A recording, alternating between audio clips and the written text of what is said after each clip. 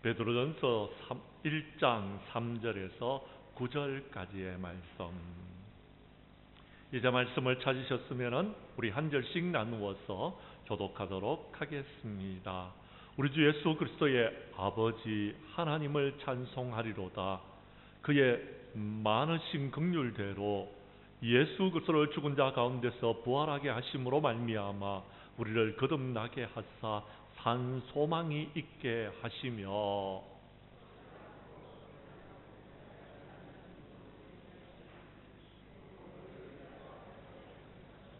너희는 말세에 나타내기로 예비하신 구원을 얻기 위하여 믿음으로 말미암아 하나님의 능력으로 보호하심을 받았느니라.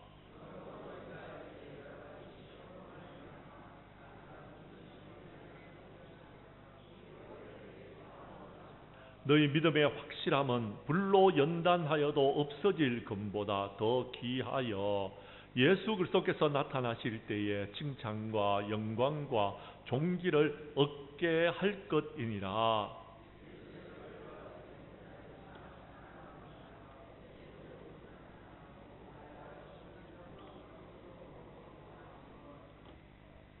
구절의 말씀은 우리 함께 읽도록 하겠습니다. 믿음의 결국 곧 영혼의 구원을 받음이라. 아멘.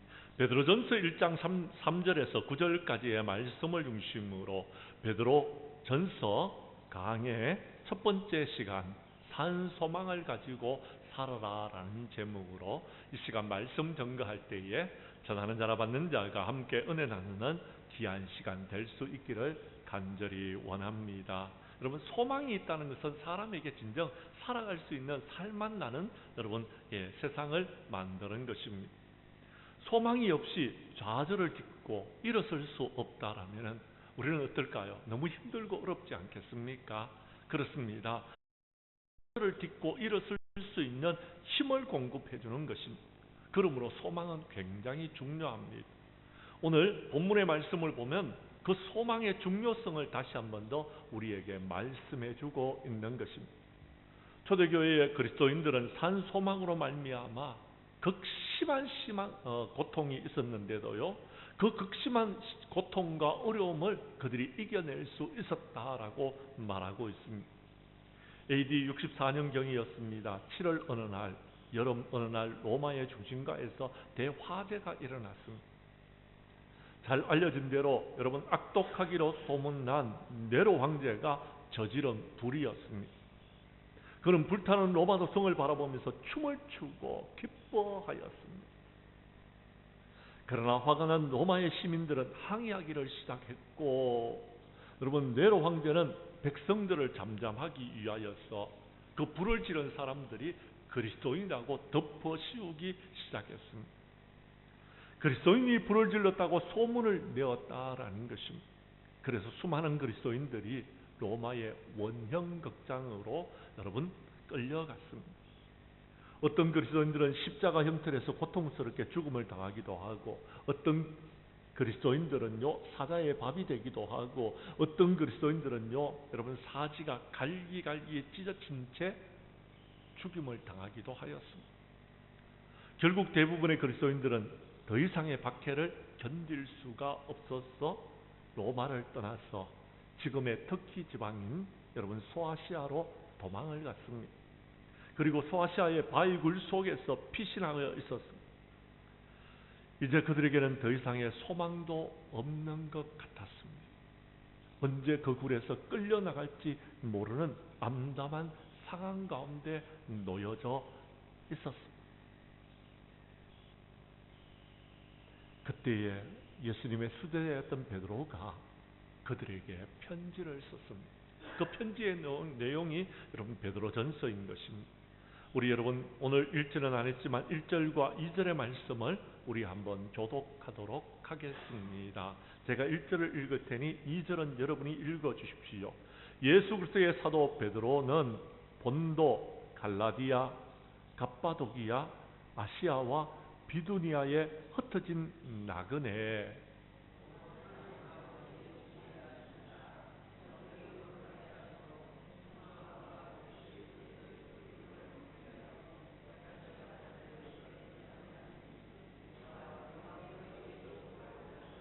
아멘. 그렇습니다. 목숨이 위태한 그리스도인들, 언제 끌려갈지 모르는 절박한 상황 가운데 있는 성도들이 얼마나 고통스러웠겠습니까? 사도 베드로는 네로 황제의 추적을 피해서 동굴에 생활하고 있는 그들을 위로하기 위해서 편지를 쓴 것입니다. 그리고 그 편지를 여러분 써서 그들에게 소망을 가지라, 산 소망을 가지라라고 여러분 편지하고 있다라는 것입니다. 희망을 상실하고 동굴 속에서 살고 있는 성도들에게 아직 희망이 있다라는 것입니다. 왜요? 왜 희망이 있다라고 말하고 있는 것입니까? 그렇습니다. 주님이 살아계시고 성령을 우리에게 보내어 주셨기 때문이기 때문에 그렇습니다. 사랑하는 성도 여러분, 이 말은 비단 동굴 속에서 숨어서 소망 없이 살아가고 있는 초대교회 성도들에게만 보낸 것이 아닙니다. 오늘 우리에게 말씀하시는 것입니다. 많은 사람들이 말합니다. 지금 이 세상에 무슨 소망이 있고 희망이 있느냐라는 것입니다. 그렇게 말하는 분들이 너무나도 많습니다. 그러나 사도 베드로는 우리에게 성경의 말씀을 통하여서 좌절의 자리, 절망의 자리에서 일어나라는 것, 산 소망을 가지라라고 말하고 있다라는 것입니다. 왜 우리가 산 소망을 가져야 되는 것입니까? 그 이유가 무엇이냐라는 것입니다. 이 산 소망은 우리에게 어떤 의미가 있느냐라는 것입니다. 우리 그 말씀을 한번 살펴보도록 하겠습니다. 첫 번째, 여러분 3절의 말씀을 봐주시기를 바랍니다. 산 소망을 가진 사람들은요, 거듭난 사람들이기 때문에, 그래서 여러분 소망이 있다라는 것입니다. 3절의 말씀을 여러분이 읽어주시기를 바랍니다. 시작.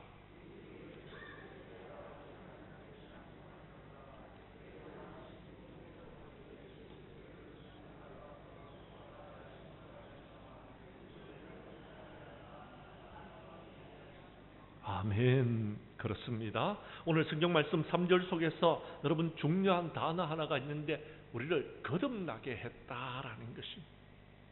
우리가 거듭났기 때문에, 여러분 예수 그리스도를 영접함으로 말미암아 거듭난 사람들이기 때문에 우리에게 산 소망이 있다라고 말하고 있다라는 것입니다. 여러분 그렇습니다. 언제부터 소망을 가지게 되었다고요? 거듭나는 그 순간부터. 예수 그리스도를 믿음으로 말미암아 옛것은 죽고 새 사람으로 거듭나는 그 순간에 우리가 산 소망을 갖게 되어졌다라는 것입니다. 사랑하는 성도 여러분, 우리는 이 세상에 태어날 때 소망이 없이 태어났습니다. 그런데 예수 그리스도를 믿음으로 고백하는 순간 우리의 삶이 바뀌었다, 180도 변화되게 되었다라는 것입니다. 그렇습니다. 예수님을 만나면은 절망의 상태에서 산 소망을 갖게 되는 줄로 믿으시기를 바랍니다. 예를 들어 드리겠습니다. 누가복음 24장 13절 이하에 보면은 엠마오로 내려가는 두 제자가 있었습니다. 그들은요, 예수님이 부활했다는 소식을 듣고도 예루살렘에서 여러분 희망을 포기하고 예루살렘을 떠나기로 작정하고 그들의 고향이었던 여러분 엠마오로 시골 마을로 내려가고 있었습니다. 그들은 소망이 없이 터덜터덜 걸어가고 있었습니다. 그런데 내려가다가 부활하신 주님을 만나게 되어지는 것입니다. 더 놀라운 것은 부활하신 주님을 만나자 그들의 심령이 변화되어졌다라는 것입니다. 어떻게? 그들의 심령에 불이 붙었습니다. 열정이 회복되어졌습니다. 절망하는 그들이요, 여러분 부활의 주님을 만난 다음에 희망을 가지게 되어졌다라는 것입니다. 그래서 그들은 떠나왔던 예루살렘으로 다시 올라갑니다. 다시 예루살렘으로 올라와서 여러분 남은 제자들에게 예수님께서 부활하셨다는 소식을 전해드리고요, 그리고요 그들은요 남은 생에 주님을 위해서 살았습니다. 예수 그리스도를 만나면 우리는 이렇게 변화되는 줄로 믿으시기를 바랍니다. 예수님을 만나야 되는 겁니다. 이 힘들고 어려운 세상 가운데서 주님을 만나면은 여러분 우리는요 소망을 가지게 되어지는 것입니다. 소망은요 내가 가지고 있는 물질, 내가 가지고 있는 여러분 건강, 그것 때문에 가지는 것이 아닙니다. 소망은요 세상으로부터 오는 것이 아닙니다. 소망은요 주님께로부터 오는 줄로 믿으시기를 바랍니다. 시편 65편 5절에서 다윗은 이렇게 고백하고 있습니다. 시편 62편 5절의 말씀을 여러분이 읽어 주십시오. 시작.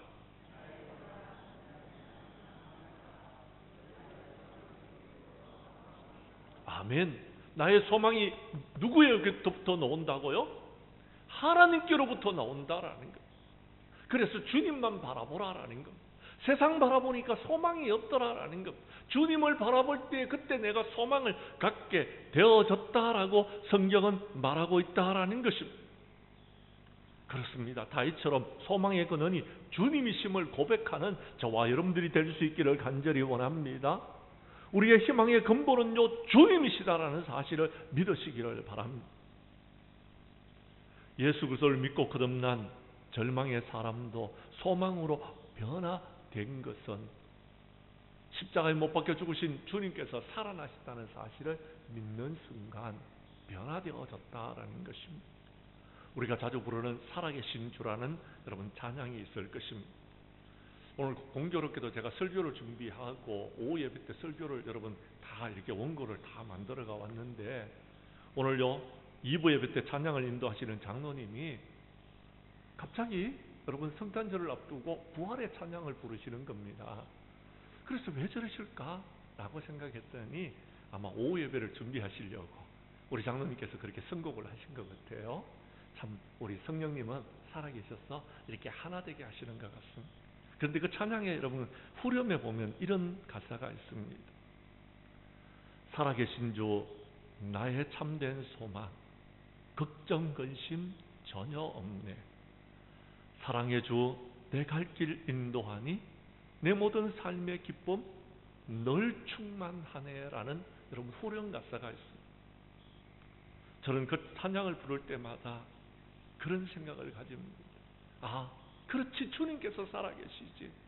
그런데 내가 왜 걱정하고 있느냐라는 것입니다. 우리의 삶이 아무리 어둡고 절망스럽다 할지라도 우리가 희망을 가질 수 있습니다. 왜요? 우리 주님은 살아계셔서 우리와 함께 하시는 하나님이시기 때문에 그렇습니다. 그 하나님을 믿는 사람들은요, 여러분 소망을 가질 수 있는 것입니다. 그 하나님께서 나와 함께 하시기 때문에 그런 것입니다. 고린도전서 3장 16절 말씀은 이렇게 말하고 있습니다. 너희가 하나님의 성전인 것과 하나님의 성령이 너희와 너희 안에 계시는 것을 알지 못하느냐라고 말씀하여 주셨습니다. 예수님은 우리 안에 계시는 것입니다. 우리는 하나님의 성전입니다. 예수님을 모시고 사는 성전인 것입니다. 그런데 무엇을 걱정하십니까? 그런데 무엇을 여러분 염려하고 있습니까? 임마누엘의 하나님께서 함께하여 주시면은 아무리 어려움이 찾아와도 우리는 산 소망을 가지고서 이겨낼 줄로 믿으시기를 바랍니다. 주님은 살아나셨습니다. 주님은 여러분과 함께하고 계십니다. 주님은 오늘 우리 예배를 받으시는 줄로 믿으시기를 바랍니다.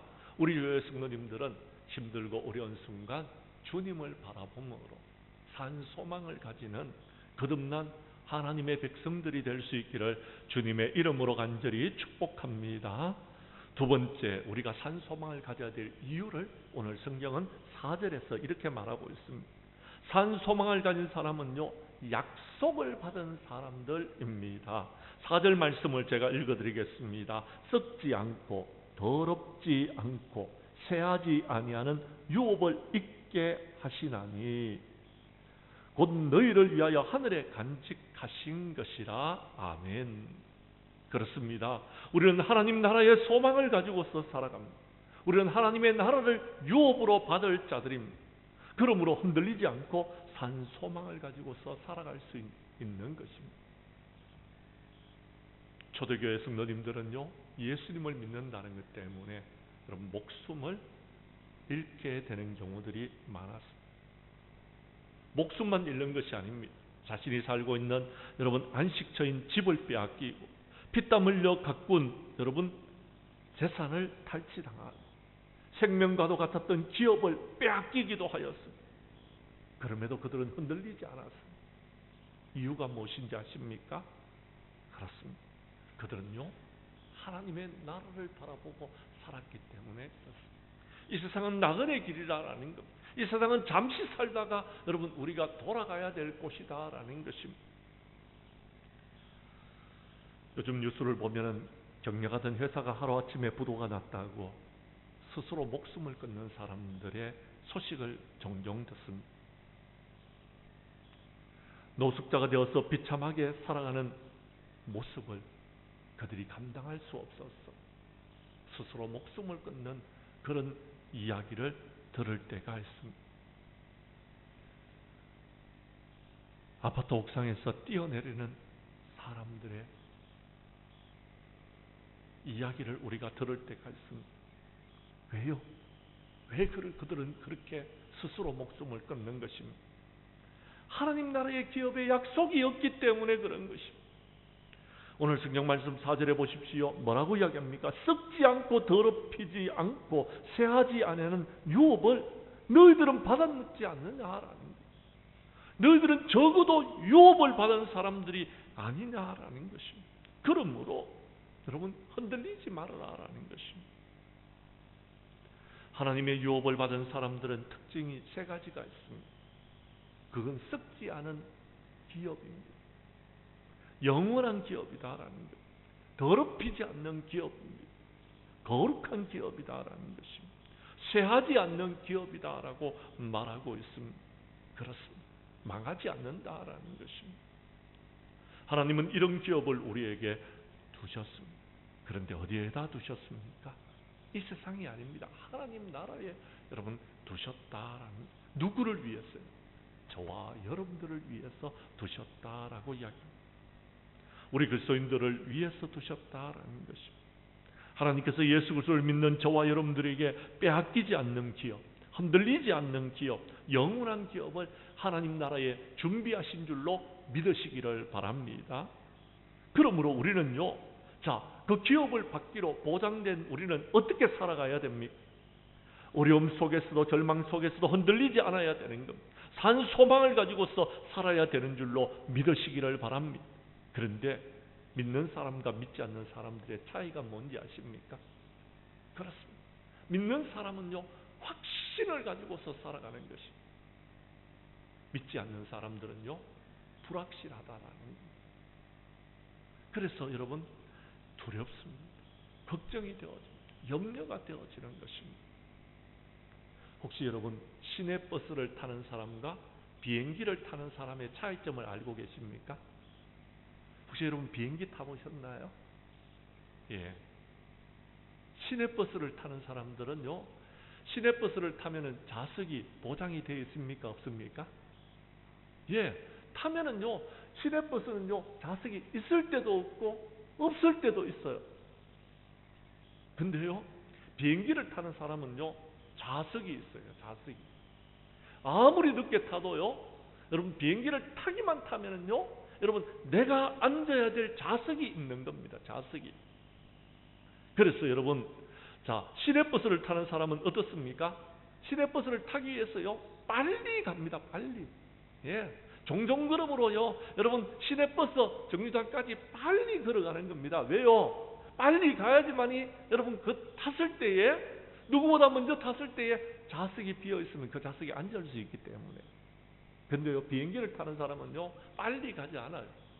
천천히 가도 내 좌석이 있는 겁니다. 비행기를 타기만 타면 되는 겁니다. 그래서요, 여러분 급하지 않습니다. 천천히 가는 것입니다.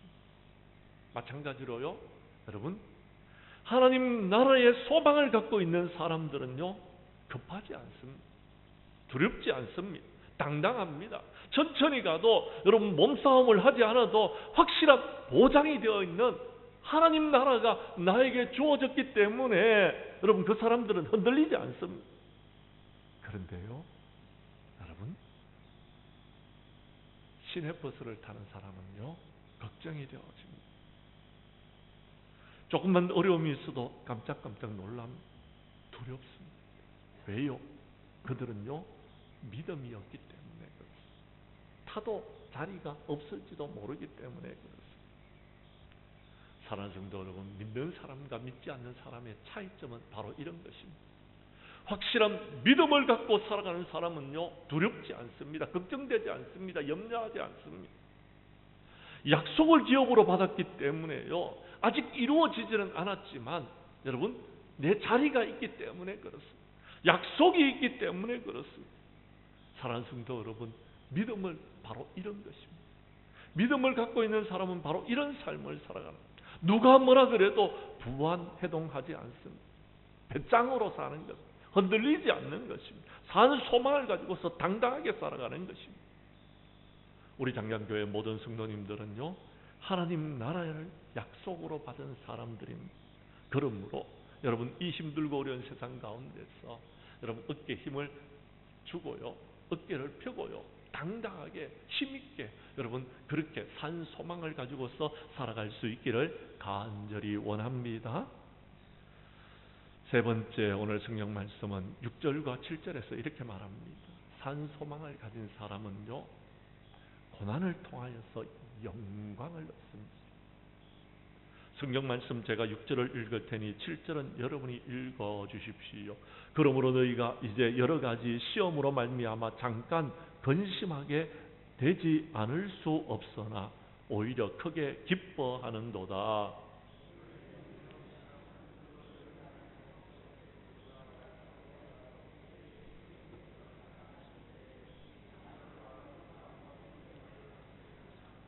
아멘. 현재의 고난이 장차 우리에게 가지고 오는 영광과 비교했을 때 여러분 비교가 되지 않는 것입니다. 그래서 흔들리지 않고 소망을 갖고 살아갈 수 있다라고 말하고 있는 것입니다. 6절에 보면요, 사람들이요 여러 가지 시험으로 말미암아 잠깐 동안은 근심한다라고 말하고 있습니다. 근심은 얼마 동안 한다고요? 잠깐요, 잠깐. 왜요? 그렇습니다. 누구나요, 여러분 시험이 다가오면요 근심하게 되어 있습니다.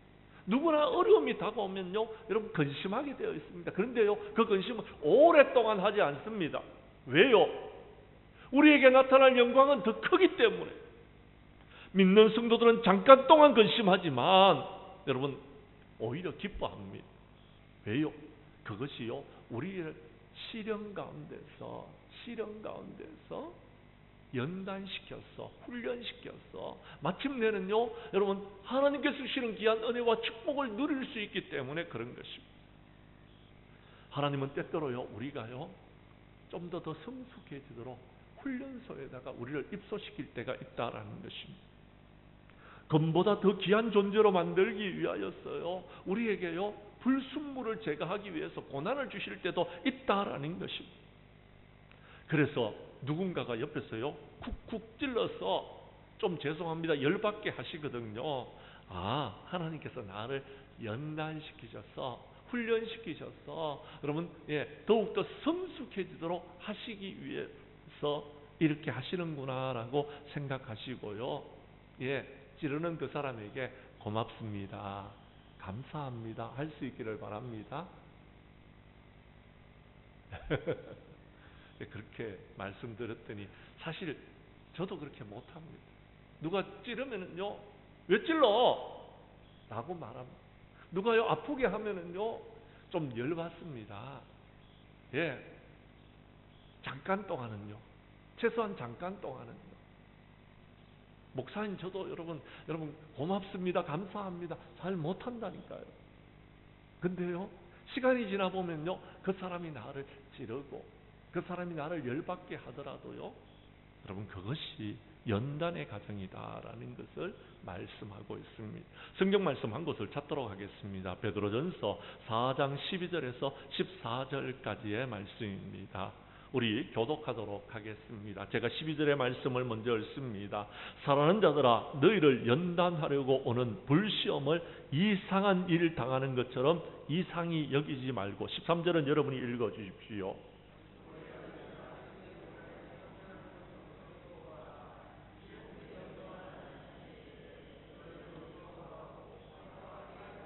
14절은 함께 읽겠습니다. 너희가 그리스도의 이름으로 치욕을 당하면 복이 있는 자로다. 이 영광의 영 곧 하나님의 영이 너희 위에 계심이라. 아멘. 그렇습니다. 상처가 있습니까? 아픔이 있습니까? 열받는 일이 있습니까? 이상하게 여기지 마시기를 바랍니다. 오히려 그때 하나님께서 나를 하나님의 도구로 쓰임받을 수 있도록 하시는 것입니다. 우리에게 하나님께서 영광을 주시기 위해서 그런 것입니다. 그때 여러분 잠깐 고민하지만, 잠깐 근심하지만 기뻐하십시오. 즐거워하십시오. 여러분, 우리가 복 있는 자 되기 위하여서 하나님께서 그렇게 하시는 것입니다. 복 있는 자로 우리를 연단시키기 위해서 하나님께서 그렇게 하시는 것입니다. 나치 독일 수용소에 갇혀있던 유명한 심리학자였던 빅터 프랭클이라는 사람이 있었습니다. 그런 감옥에 있는 동안에 동료들이 삶을 포기하고 죽어가는 광경을 보면서 이렇게 말했습니다. 친구 여러분, 저 조그마한 창이 보이지 않습니까? 그때 한 제수가 신경질적으로 반응을 합니다. 아니, 창 너머에 회색 담벼락밖에 안 보이는데 뭘 보라고 말하느냐 라고 말합니다. 그때 프랭클 박사는 이렇게 말합니다. 아니, 그 회색 담벼락 건너편에 있는, 그 너머에 있는 푸른 하늘을 바라보십시오. 밤에도 반짝반짝 빛나는 저 별들을 바라보십시오 라고 말했다고 합니다. 성도 여러분, 그렇습니다. 지금 여러분의 눈앞에는 여러분 차디찬 여러분 콘크리트 벽만 보이십니까? 그 벽만 바라보지 마십시오. 하늘을 바라보십시오. 고개를 들어 하늘을 바라보라니까요. 하나님께서 여러분과 함께하고 계십니다. 그 하늘에서 여러분 밤하늘에 빛나는 별빛을 바라보십시오. 얼마나 아름다운지 모르죠. 어제 제가 설교 말씀을 준비하고 돌아가는데요, 여러분 날이 좀 이렇게 흐려서 별이 잘 보이질 않더라. 그런데도요, 여기저기서 반짝이는 별들을 바라보면서 위로를 받았습니다. 우리에게 소망을 주시는 분은 하나님이십니다. 하늘을 바라볼 때에 우리에게 산 소망이 있는 것입니다. 아무리 열받는 일이 생겨도요, 아무리 나를 힘들게 하는 일이 생겨도요, 여러분 그것이 나를 금보다 더 귀한 하나님의 글작품으로 만드는 하나님의 계획이심을 알고 산 소망을 품고 이 모든 것을 이길 수 있는 우리 장량교회 성도들이 될 수 있기를 간절히 원합니다. 어쩌다 보면요, 우리 예수 믿는 사람은 예수님 때문에 믿지 않는 사람들보다 더 많은 어려움을 당할 때가 있습니다. 그러나 여러분, 우리가 당하는 이 고난은요, 잠깐입니다. 잠시. 우리가 장차 누리게 될 영광은 영원하다고 말씀하고 있습니다. 고린도후서 4장 17절 말씀을 우리 함께 보도록 하겠습니다. 고린도후서 4장 17절입니다. 여러분께서 읽어 주십시오. 시작.